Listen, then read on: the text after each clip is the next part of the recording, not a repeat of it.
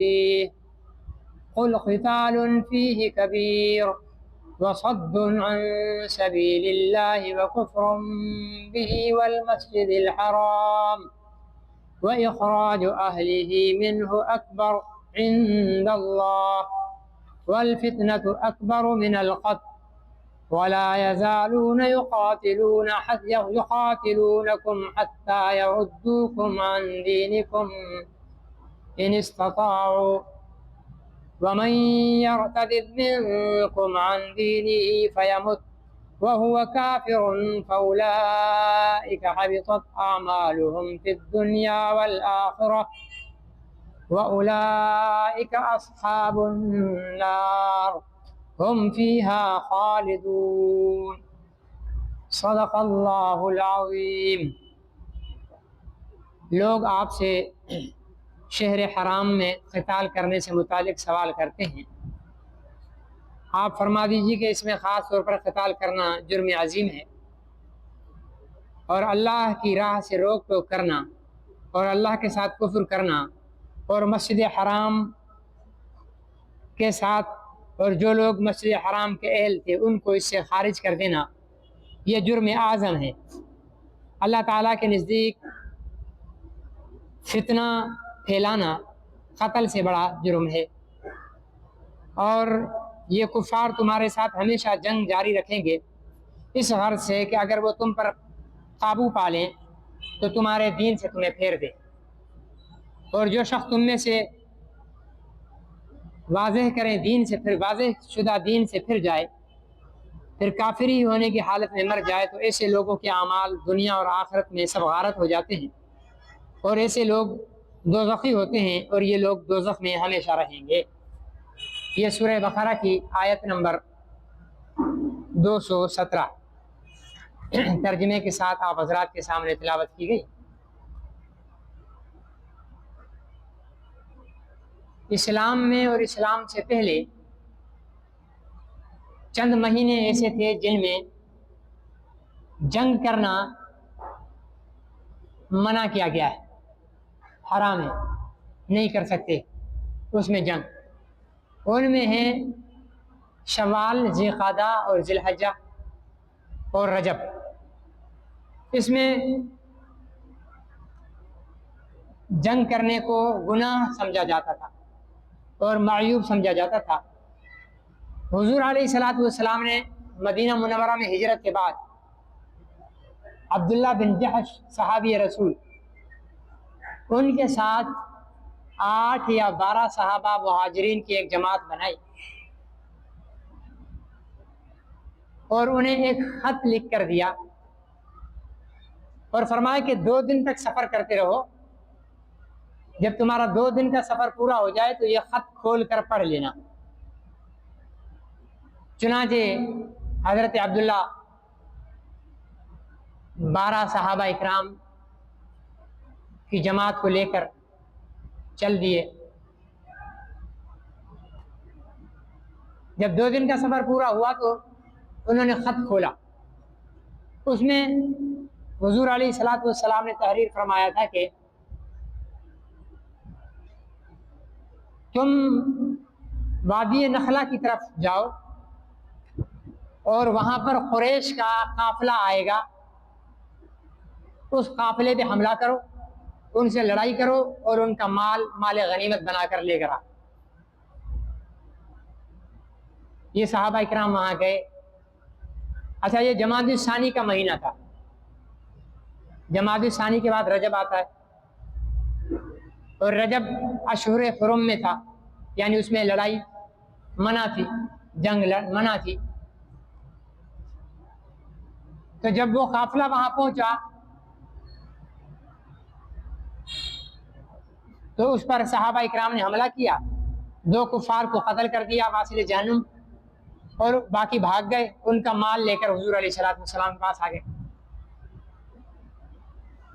اچھا، ان لوگوں نے یہ سمجھا کہ 30 جمادی الثانی ہے، جبکہ وہ 1 رجب ہو چکی تھی، تو کافروں نے اس پر شور کر دیا کہ دیکھو مسلمانوں نے جو ہے احترام کے مہینے رجب کا احترام باقی نہیں رکھا اور اس میں لڑائی کر لی، حضور علیہ السلام کے پاس بھی آ گئے، آپ سے سوال کیا، تو اللہ تعالیٰ نے ان کافروں کے اعتراض کا جواب دیا ہے، یسألونک عن الشہر الحرام قتال فیہ، یہ سوال کرتے ہیں آپ سے شہر حرام سے متعلق، اس میں لڑائی سے متعلق، آپ فرما دیجئے کہ قل قتال فیہ کبیر، ان مہینوں میں لڑائی کرنا گناہ ہے، کبیر اپنا بہت بڑا جرم ہے، لیکن وصد عن سبیل اللہ، اللہ کے راستے سے روکنا، وکفر بہ، اور اللہ کے ساتھ کفر کرنا، والمسجد الحرام، مسجد حرام کے ساتھ کفر کرنا، واخراج اہلہ منہ، اور ان کے اہل کو، مسجد حرام والوں کو وہاں سے نکال دینا، ٹھیک ہے نا جی، یہ اس سے بھی بڑا جرم ہے۔ تم کافر جو اعتراض کر رہے ہو کہ مسلمانوں نے اشہر حرم کے اندر، رجب کے اندر لڑائی کی ہے اور جنگ کی ہے، تو ٹھیک ہے یہ جرم ہے، لیکن اس سے بڑا جرم اللہ کے ساتھ شرک کرنا ہے جو تم لوگ کر رہے ہو مشرکین مکہ، اور اس سے بڑا جو جرم ہے وہ اللہ کے راستے سے لوگوں کو روکنا ہے، دین پر عمل کرنے سے روکنا ہے، اور مسجد حرام سے لوگوں کو روکنا ہے، اور مسجد حرام سے لوگوں کو نکالنا، یہ اس سے بڑے جرم ہیں۔ لہذا یا ایک مثال کے ذریعے آپ کو سمجھاؤں، وہ ایک لطیفہ مشہور ہے کہ ایک گائے تھی، گائے، اس کی پونچھ کالی تھی، گائے کی پونچھ کالی تھی، وہ چلی گئی بھینسوں کے ریوڑ میں، تو ساری بھینسیں اسے کیا کہہ رہی ہیں؟ چل پونچھ کالی، دور ہٹ پونچھ کالی، حالانکہ بھینسیں اپنی طرف نہیں دیکھ رہی ہیں کہ ہم تو ساری کی ساری کالی ہیں، انہیں اپنی کالک نظر نہیں آ رہی ہے، بلکہ ایک گائے کی کالی پونچھ پر ان کی نظر ہے۔ یہ بالکل ایسے ہی ہے جیسے ہمیں اپنے عیب نظر نہیں آتے، سامنے والے کے سارے عیب ہمیں نظر آ رہے تھے، جس دن ہمیں اپنے عیب نظر آنا لگ جائیں گے تو باقی سارے لوگ ہمیں اچھے لگنے لگ جائیں گے۔ تو صحابہ اکرام نے انجانے میں، جان بوجھ کر نہیں، انہوں نے سمجھا کہ 30 جمادی الثانی ہے، ٹھیک ہے نا، 30 جمادی الثانی سمجھ کر انہوں نے جہاد کیا اور 2 کافروں کو مار دیا اور ان کا مال غنیمت لے کر مدینہ پہنچے۔ یہ غلط فہمی کی بنیاد پر ہوا تھا، اگر جان بوجھ کر بھی تھا تو یہ ایک جرم ہے، اللہ سے شرک، اللہ کے راستے سے روکنا، مسجد حرام سے روکنا، مسجد حرام سے لوگوں کو نکالنا، یہ 4 بڑے جرائم ہیں۔ تم کس منہ سے ہم پر اعتراض کرتے ہو کہ ہم نے جو ہے وہ اشہر حرم میں جو ہے لڑائی کر لی ہے؟ آگے فرمائے کہ والفتنة اکبر من القتل، اور فتنہ پھیلانا، انتشار پھیلانا، یہ قتل سے بڑا جرم ہے، اور یہ بیماری سب نہیں لیکن کچھ مولویوں میں ہوتی ہے، مولویوں میں بھی ہوتی ہے اور ان مولویوں کے چیلوں میں بھی ہوتی ہے۔ آج کل جیسے ذی الحجہ کا چاند نظر آیا تو ہمارے یہاں بحث شروع ہو گئی کہ گائے کی قربانی، اپنا بھینس کی قربانی کی جائے یا نہ کی جائے، ٹھیک ہے جی، اور دوسری بحث شروع ہو گئی کہ عید میں 6 تکبیر ہونی چاہیے رکعت میں یا 3 تکبیرات۔ ہمارے ہاں اہل سنت حنفی مسلک کے اندر 6 تکبیرات زائد ہیں دونوں رکعتوں میں، 3 تکبیر پہلی رکعت میں اور 3 تکبیر دوسری رکعت میں، ٹھیک ہے نا۔ حنابلہ کے ہاں 6 تکبیر ایک رکعت میں ہے 12، تو ہمارے ہاں یہ بحث شروع ہو جاتی ہے۔ اچھا پوری دنیا میں کہیں بحث نہیں ہوتی ہے اس کی، جو جس مسلک پہ چل رہا ہے، 12 والا 12 پہ چل رہا ہے، 6 والا 6 پہ چل رہا ہے، گائے والا گائے ذبح کر رہا ہے، بھینس والا بھینس ذبح کر رہا ہے، یہ سارا فتنہ ہمارے ملک میں ہو جاتا ہے، فیس بک بھرا پڑا ہے، ٹھیک ہے نا۔ حنفیوں نے اپنے مولوی کی ویڈیو لگائی ہوئی ہے کہ بھینس کی قربانی ہوگی اور اس کے دلائل دے رہا ہے، اور اہل حدیثوں نے اپنے مولوی کی ویڈیو لگائی ہوگی کہ بھینس کی کٹے کی قربانی نہیں ہوتی ہے اور اس کے اوپر بحث کر رہے ہیں۔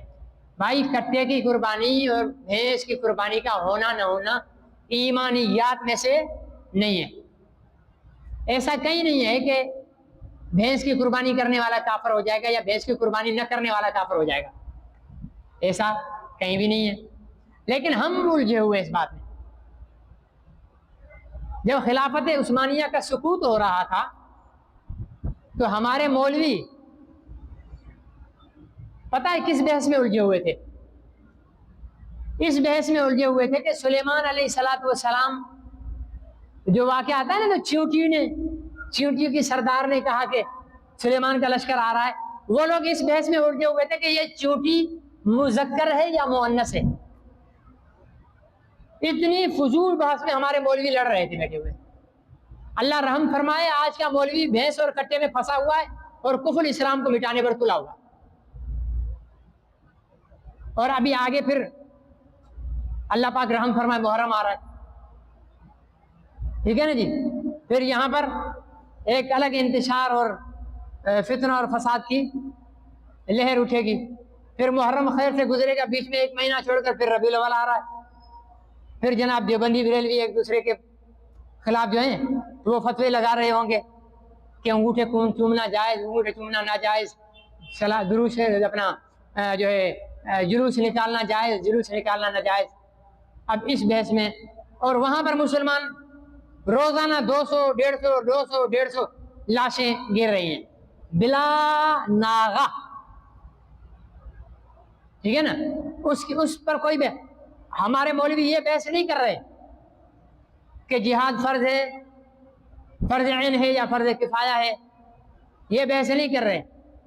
ہم مولویوں پر جہاد کے فضائل بیان نہیں ہو رہے، کٹے کے فضائل بیان ہو رہے ہیں اور کٹے کو نہ کاٹنے کے فضائل بیان ہو رہے ہیں، ٹھیک ہے نا جی. حضور علیہ السلام پر دشمن حملے کر رکھے ہیں، یورپ نے اتنی غلیظ توہینیں کر رکھی ہیں، ہم ابھی تک اسی میں الجھے ہوئے ہیں کہ حضور کے نام پر انگوٹھے چومیں یا نہ چومیں. بھائی انگوٹھے چومنے والے بعد میں چوم لیں، نہ چومنے والے بعد میں نہ چوم لیں، پہلے ناموس رسالت کا تو دفاع کر لو، پہلے حضور علیہ السلام کی عزت اور ناموس کا تو تحفظ کر لو. تم ابھی تک اس میں لگے ہوئے، حضور کی امت کو تو بچا لو. اس قسم کے فتنہ پرداز ملا، میں اسے عالم نہیں کہتا، ٹھیک ہے نا جی، اور ملا بھی نہیں کہتا، اسے ملا کہتا ہوں. ملا مانا شیطان، جو اس دور میں امت کو فروعی اختلافات میں لڑائے، شکل میں وہ مولوی ہوگا لیکن شیطان ہوگا. کسی کو بات اچھی لگے تب بھی ٹھیک، کسی کو بری لگے تب بھی ٹھیک. وہ کوئی ہمیں گھر سے نہیں کھلاتا ہے کہ ہم لحاظ رکھیں گے کہ جناب یہاں سے اتنا راشن آ رہا ہے اور اتنا کھانا آ رہا ہے اور یہ آ رہا ہے، آئے بھی صحیح تو اللہ کو ہم نے جواب دینا ہے، جو بات صحیح ہوگی اس کو کہنا. امت کو لڑا کر نماز پڑھنا آتی نہیں ہے، رفع یدین پہ بحث چل رہی ہے. سال میں ایک دفعہ عید پڑھتے ہیں اور انگوٹھے چھومنے پر بحث چل رہی ہے. کبھی زندگی میں درود شریف نہیں پڑھا اور یا رسول اللہ کہنے اور نہ کہنے پر بحث. نہ کہنے والا درود شریف پڑھا کبھی، نہ کہنے والا درود شریف پڑھ رہا ہے، اور بحث دونوں یہ کر رہے ہیں کہ یا رسول اللہ کہنا چاہیے یا نہیں کہنا چاہیے. جنہوں نے کبھی مسجد کے شکل نہیں دیکھی ہوتی وہ دونوں لڑ رہے ہیں کہ ہاتھ ادھر باندھنے چاہیے یا ادھر. بھائی ادھر باندھ یا ادھر باندھ، مسجد میں تو آ. انگوٹھے چوم نہ چوم، مسجد میں تو آ. آمین زور سے بول نہ بول، مسجد میں تو آ. کھڑا تو بازار میں بحث کر رہا ہے نماز کی ایسے پڑھنی چاہیے اور ایسے پڑھنی چاہیے. اور اس میں مولویوں کا بھی بہت بڑا قصور ہے. ہم مولوی مزہ لینے کے لیے اختلافی مسائل کو الجھاتے ہیں اور عوام الناس اپنے اپنے طبقے سے واہ اور داد وصول کرنے کے لیے ایسے مسائل بیان کرتے ہیں. میں نے اعلان کر دوں کہ بھائی اہل حدیثوں کے خلاف کٹے کے قربانی کے حق میں اور رفع یدین کے خلاف جمعے میں بیان کروں گا اور اہل حدیثوں کے پرخ سے اڑا دوں گا. پھر دیکھنا جمعے کا اجتماع کتنا بڑا ہو جائے گا. میں اعلان کر دوں نا کہ یا رسول اللہ کہنے کے بارے میں، انگوٹھے چومنے کے بارے میں قرآن و حدیث سے ثابت کروں گا یہ ساری بدعتیں ہیں اور بریلیوں کے پرخ سے اڑا دوں گا. پھر دیکھو دیوبندی کیسے دوڑ دوڑ کر مسجد میں آ رہے ہوں گے نماز پڑھنے کے لیے کہ مولوی صاحب نے آج بریلیوں کو رگڑا دینا. دیوبندی بریلوی کو رگڑا لے لے تو دیوبندی سارے جمع، بریلوی دیوبندیوں کو رگڑا دے دے تو بریلوی سارے جمع، اہل حدیث حنفی کو رگڑا دے دے اہل حدیث جمع، لیکن ایک مسلمان عالم دین یہود و نصارہ کو گستاخان رسول کو رگڑا دے تو کوئی سننے والا نہیں ہوتا، کیونکہ تعمیر بہت مشکل ہے، تخریب بہت آسان ہے۔ ایک آپ مکان بناؤ گے مہینوں لگ جائیں گے، چھوٹا سا بم پھینک دو 5 سیکنڈ میں ڈھیر بن جائے گا۔ یہ امت حضور علیہ الصلوۃ والسلام نے بڑی قربانیوں سے جوڑی ہے، ابو بکر کو اٹھایا، یہاں سے عمر کو اٹھایا، یہاں سے عثمان کو اٹھایا، ابو ہریرہ کو اٹھایا، بلال کو اٹھایا، ٹھیک ہے نا جی، ایک ایک صحابی کو جوڑا۔ 13 سال حضور علیہ السلام نے مکہ مکرمہ میں محنت کیے، 80-82 افراد پر مشتمل امت جوڑی ہے، ٹھیک ہے نا جی۔ ہمارے آقا جس کا ہم کلمہ پڑھتے ہیں، بریلوی بھی اس کا کلمہ پڑھ رہا ہے، اہل حدیث بھی اس کا کلمہ پڑھ رہا ہے، دیوبندی بھی اس کا کلمہ پڑھ رہا ہے، کلمہ اسی نبی کا پڑھ رہے ہیں، اور وہی نبی کافروں کے گھروں پر جا جا کر، کافروں کے ابو لہب کے پاس حضور علیہ الصلوۃ والسلام ایک دفعہ اتنی دفعہ گئے کلمے کی دعوت دینے کے لیے، حالانکہ ان کے لیے وحی نازل ہو چکی ہے، ختم اللہ علی قلوبہم وقلوبہم علی سمعہم وعلی ابصارہم غشاوہ، آنکھوں پہ کانوں پہ پردے، دل پہ مہریں، اب ان کے لیے ہدایت نہیں ہے، لیکن حضور علیہ السلام نے فرمایا میں پھر بھی ان کو ہدایت کی دعوت۔ ایک دفعہ 100 دفعہ سے زیادہ ابو لہب کے پاس حضور علیہ السلام کلمے کی دعوت لے کر گئے۔ کیا آج کا اہل حدیث ابو لہب سے زیادہ بدتر ہے؟ آج کا دیوبندی ابو لہب سے زیادہ بدتر ہے؟ آج کا بریلوی ابو لہب سے زیادہ بدتر ہے؟ اگر پیغمبر ابو لہب کو شدید کفر کے باوجود کلمے کی دعوت دے رہے ہیں، کم از کم ہم ہی ایک دوسرے کو دین کی دعوت دے لیں۔ آخر ابو لہب نے بیزار ہو کر کہا کہ بھتیجے مجھے بتاؤ میں کیا کروں کہ تو آئندہ میرے دروازے پر نہ آئے۔ حضور علیہ السلام نے فرمایا کہ چچا کلمہ پڑھ لو، میں آئندہ تمہارے دروازے پہ نہیں آؤں گا۔ اتنی محنت کرنے والے شعب ابی طالب نے 3 سال جو ہے وہ بھوک اور پیاس میں گزارے، سوشل بائیکاٹ کا جو ہے مظاہرہ کیا، اونٹ کی اوجڑیاں جو سجدے کی حالت میں ڈالی گئیں، اور آپ کے گلے میں کپڑا ڈال کر بل دیا گیا، اتنا بل دیا گیا کہ آپ کی آنکھیں مبارک جو ہے وہ باہر نکلنے لگی، دم گھٹنے لگا، ٹھیک ہے نا جی۔ طائف کے میدان میں پتھر مار مار کر آپ کا لہو مبارک جو ہے وہ بہایا گیا۔ یہ ساری قربانیاں دی کہ میری امت بن جائے، میری امت بن جائے، اور آخر حجۃ الوداع کے موقع پر 1.25 لاکھ امت کی جماعت کو لے کر میدان عرفات میں جمع ہوئے، اور ان سوالات کو چھوڑا اور ان کے لیے اعلان کر دیا کہ اصحابی النجوم فبأیہم اقتدیتم اہتدیتم، یہ میرے 1.25 لاکھ صحابہ ہیں، ان میں سے تم جس کی بھی پیروی کرو گے ہدایت یافتہ ہو جاؤ۔ پھر ان کے صحابہ نے امت کو جوڑا۔ آج ہم 190 کروڑ مسلمان دنیا میں رہتے ہیں، 190 کروڑ مسلمان، اتنی بڑی تعداد دنیا کے کسی مذہب کی نہیں ہے۔ 190 کروڑ مسلمان، 8 کروڑ میں سے 190 کروڑ مسلمان جو دنیا میں رہتے ہیں، لیکن الجھے ہوئے ہیں، ہاتھ ادھر باندھنے ہیں ادھر باندھنے ہیں، آمین زور سے کہنی ہے، انگوٹھے چومنے ہیں، یا رسول اللہ کہنا ہے نہیں کہنا ہے، اس میں الجھے ہوئے ہیں، اور دین لٹتا رہے، دین برباد ہوتا رہے، مسلمان مرتے رہیں، مسلمانوں کے جنازے اٹھائے جاتے رہیں، ان کے جنازے پڑھنے والا بھی کوئی نہ ہو، ان کے دفن کرنے والا بھی کوئی نہ ہو، ان کے مکانات ہی ان کے ملبے جو ہیں ان مسلمانوں کے جو ہیں وہ قبریں بن جائیں، اور ان کا لباس ہی ان کا کفن بن جائے، ٹھیک ہے نا۔ تم یہاں پر اپنے گوشت سے جو ہے جمع کرو، اپنے جانوروں کے گوشت کو جمع کرو، اور وہاں پر ماں اپنے بچے کے چیتڑوں کو جمع کر کے کفن میں ڈال رہی ہو، وہاں پر باپ اپنے بیٹے کے چیتڑوں کو جمع کر کے، گوشت کے ٹکڑوں کو جمع کر کے کفن میں ڈال رہا ہو، حالت یہ ہو، اور ہم ابھی بھی اس میں لڑ رہے ہیں۔ آمین زور سے کہیں، آہستہ کہیں، کٹے کی قربانی کریں، کٹے کی قربانی نہیں کریں، انگوٹھے چومیں نہ چومیں، کیا ہو گیا ہے اس امت کو؟ کس طرف یہ امت جا رہی ہے؟ یہی فساد ہے جس کے فرما والفتنۃ اشد من القتل، یہ فتنہ جو ہے امت کو انتشار کا شکار بنانا، یہ قتل سے بڑا جرم ہے، چاہے میں کروں، چاہے کسی اور مسلک کا کرے، کوئی بھی کرے، فتنہ پھیلانے والا دیوبندی ہو، تینوں کے تینوں امت کے دشمن ہیں، وہ نہ دیوبندیت کا خیر خواہ، نہ اہل حدیثیت کا خیر خواہ، نہ بریلویت کا خیر خواہ، وہ تینوں کے تینوں اسلام کے اور امت کے دشمن ہیں۔ میرے عزیز، فتنہ پھیلانے والے دیوبندی سے امت کو جوڑنے والا بریلوی میرے لیے قابل احترام ہے، فتنہ پھیلانے والے اہل حدیث سے امت کو جوڑنے والا دیوبندی قابل احترام ہے، اور فتنہ پھیلانے والے بریلوی سے امت کو جوڑنے والا دیوبندی قابل احترام۔ اور یہ تو دیوبندی بریلوی الگ، یہ تو آج 100-150 سال کی تقسیم ہے۔ مجھے دکھا دو قرآن میں اللہ تعالیٰ نے کہا ہو تمہارا نام میں نے دیوبندی رکھا ہے، تمہارا نام میں نے اہل حدیث رکھا ہے، اور تمہارا نام میں نے جو ہے وہ اپنا بریلوی رکھا ہے۔ اللہ نے ہمارا نام مسلمان رکھا ہے، قرآن کھول کر دیکھو وہاں پر اللہ تعالیٰ نے کہا اس نے تمہارا نام مسلمان رکھا ہے۔ اب ہم مسلمان رہے نہیں ہیں، میں دیوبندی ہوں، آپ بریلوی ہے، وہ اہل حدیث ہے، مسلمان کہاں گیا؟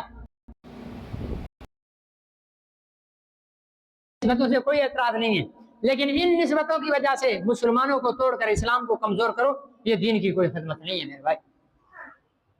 فرمایا کہ ولا یزالون، کافر تو تمہارے ساتھ ہمیشہ لڑتے رہیں گے یہاں تک کہ تمہیں مغلوب کر دیں اور تمہیں دین اسلام سے پیچھے واپس کفر کی طرف لے جائیں۔ ان کافروں کی یہی کوشش ہے، یہ لڑتے رہیں گے۔ لیکن آگے فرمایا ومن یرتد منکم عن دینہ، لیکن تم میں سے اگر کوئی دین سے مرتد ہو گیا اور پھر کافر کی حالت میں مر گیا، مرتد کی، تو اس کے تمام اعمال ضائع ہو جائیں گے دنیا اور آخرت میں، اور وہ جہنمیوں میں سے ہوگا، اور اس جہنم میں وہ ہمیشہ کے لیے رہے گا۔ یہ مرتد کی اسلام میں داخل ہوا، کلمہ پڑھا، پھر واپس کفر کی طرف چلا گیا، تو ایسے شخص کے لیے اسلام میں سزائے موت رکھی گئی، لیکن فوری طور پر نہیں۔ مرد ہے تو اس کو 3 دن کے لیے جیل میں رکھا جائے گا، علماء کو اس کے پاس بھیجا جائے گا، اس کے پوچھا جائے گا کہ تو اسلام سے کیوں پیچھے ہٹا ہے، کوئی تجھے اعتراض ہے، اسلام میں کوئی غلطی نظر آئی ہے، اسے مطمئن کرے۔ 3 دن تک مطمئن کرنے کے باوجود مطمئن نہیں ہوتا، اس کی گردن اڑا دو۔ یہ حکومت وقت کی ذمہ داری، ٹھیک ہے نا، حکومت وقت کی ذمہ داری ہے۔ اور اگر عورت مرتد ہوتی ہے تو اس کو تا حیات قید خانے میں ڈال دیا جائے گا، ہمیشہ کے لیے، جب تک مر جائے اس کی لاش جو ہے وہ اس جیل سے نکالی جائے گی۔ یہ اسلام کی سزا ہے۔ تو یہ تو مرتد، آج کل تو اس کو کوئی اگر بات کرے کہ مرتد کی سزا ختم، یہ تو اظہار رائے کی آزادی کے خلاف ہے، اظہار رائے۔ اب وہ ایک لڑکی کو کسی نے مارا ہے، مارنا کسی کو بھی غلط ہے، ٹھیک ہے نا، وہ کوئی ٹک ٹاک کر رہے سنا، ٹھیک ہے نا جی، اس بچی کو کسی نے مارا ہے، وہ سارے جو ہے اس بچی کی حمایت میں لگے ہوئے ہیں، ٹھیک ہے نا جی۔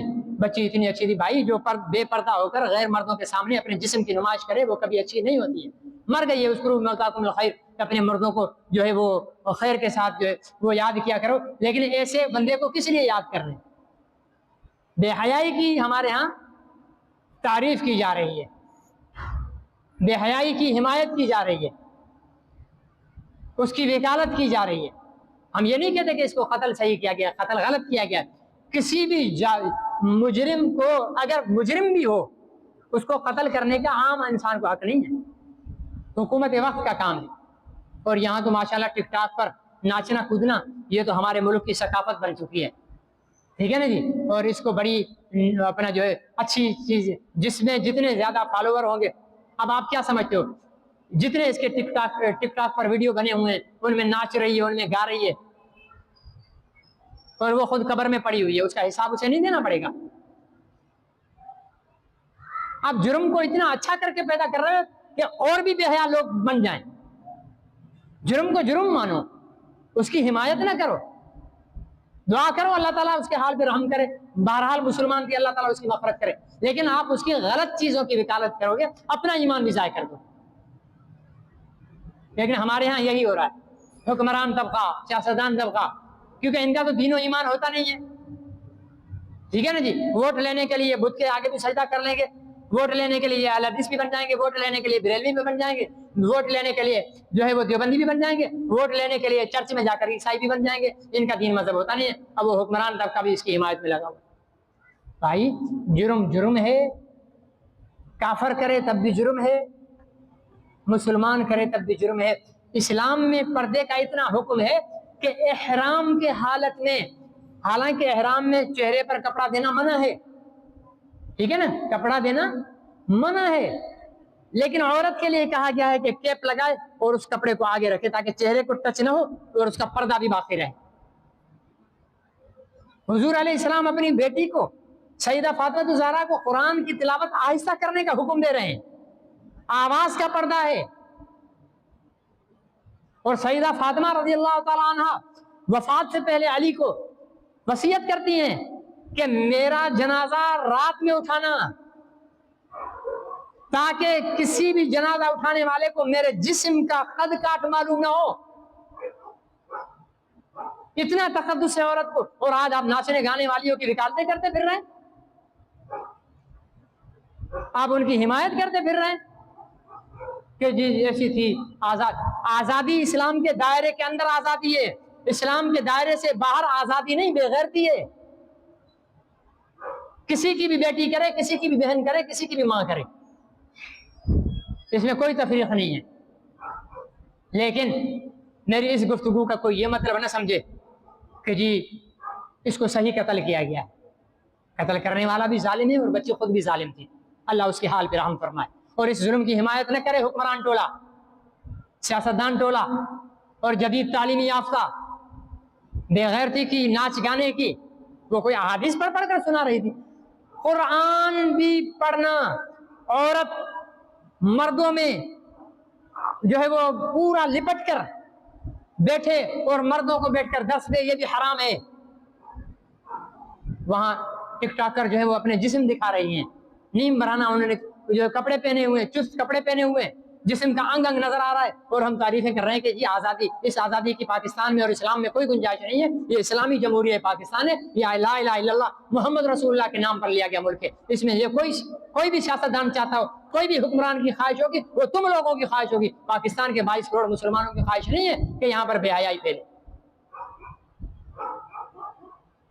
تو اسلام سے ہٹ جانا، مرتد ہو جانا، اس کے لیے سزائے موت رکھی گئی ہے. اب سوال یہ پیدا ہے کہ کیوں مرتد کے لیے سزائے موت رکھی گئی ہے؟ اس کی کیا دلیل ہے؟ بھائی دیکھیں، اسلام نے کبھی بھی تلوار لے کر گردن پہ رکھ کر نہیں کہا ہے کہ کلمہ پڑھو. کسی کافر کو تلوار لے کر کلمہ نہیں پڑھایا. لا اکراہ فی الدین، اس کے مطلب بہت نکالتے ہیں کہ دین میں جبر نہیں ہے. ٹھیک ہے نا جی؟ اس میں کہتے ہیں کوئی نماز پڑھے نہ پڑھے دین میں زبردستی نہیں ہے، کوئی داڑھی رکھے نہ رکھے دین میں زبردستی نہیں ہے، روزہ رکھے نہ رکھے دین میں نہیں. یہ بکواس کرتے ہو. دین میں زبردستی کا مطلب یہ ہے کہ کوئی کسی کو دین میں زبردستی نہیں لا سکتا. عیسائی ہے، اس کو بندوق کے زور پر کلمہ نہیں پڑھا سکتے ہو. یہودی ہے، اس کو بندوق کے زور پر کلمہ نہیں پڑھا سکتے ہو. دین میں آپ خود اسلام لے آئے، اسلام آپ کو سینے سے لگا لیا. مثال دیتا ہوں، یہ بھائی بیٹھے ہوئے کاشف، ٹھیک ہے نا، یہاں بیٹھے ہوئے، میں نے السلام علیکم ایسے ہاتھ ملایا، خوش ہو گئے. لیکن میں اگر ایسے کروں السلام علیکم، یہ عزت ہوئی، بےزتی ہوئی. مطلب میں نے ہاتھ بڑھایا اور اگلے نے ہاتھ بڑھایا، میں نے ہاتھ کھینچ لیا، یہ تو بےزتی ہوئی نا. اسلام کی طرف تم بڑھے، اسلام نے تمہیں گلے لگایا، تم نے پھر ہاتھ کھینچ لیا. یہ اسلام کی توہین ہے، اور اسلام کی توہین کرنے والے کو دنیا میں زندہ رہنے کا حق نہیں ہے. اگر یہودی ایجنٹ اور نصارہ کے غلام، عالمی قوتوں کے غلام کسی بھی ملک کے حکمران ہوں، وہ ان کو زندہ رکھنا چاہتے ہیں تو ان کا مسئلہ ہے، لیکن اسلام میں ان کی زندگی نہیں ہے. اللہ تعالیٰ مجھے اور آپ کو عمل کی توفیق نصیب فرمائے. الحمدللہ رب العالمین والعاقبۃ للمتقین والصلاة والسلام على خاتم الأنبياء والمرسلين وعلى آله وصحبه أجمعين. اللهم أحسن عاقبتنا في الأمور كلها وأجرنا من خزي الدنيا وعذاب الآخرة. ربنا لا تزغ قلوبنا بعد إذ هديتنا وهب لنا من لدنك رحمة إنك أنت الوهاب. ربنا تقبل منا إنك أنت السميع العليم وتب علينا يا مولانا إنك أنت التواب الرحيم. سبحان ربك رب العزة عما يصفون وسلام على المرسلين والحمد لله رب العالمين. وصلى اللهم تعالى على نبينا محمد وآله وصحبه أجمعين برحمتك يا رب.